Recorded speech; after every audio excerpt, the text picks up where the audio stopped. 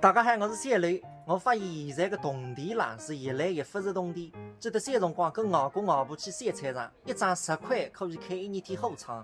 现在有辰光100块也不够用。今朝我再试试看啊，正常开火场一年天100块去买到咸菜，还省下来几花。先来买点蔬菜，我一般辣埃个第一个摊头上买。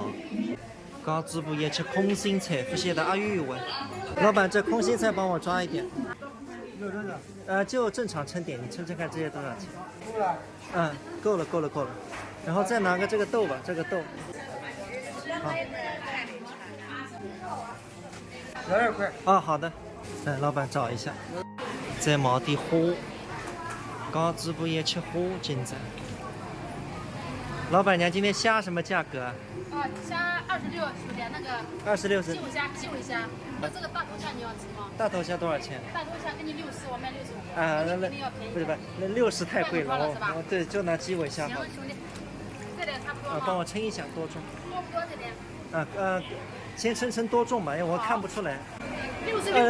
66太多，66太多了。这个26的话，拿个40块钱吧。本来因为一直吃不掉，这个不能浪费了。行，不能浪费。这个老板娘好的，每次都帮我去虾线。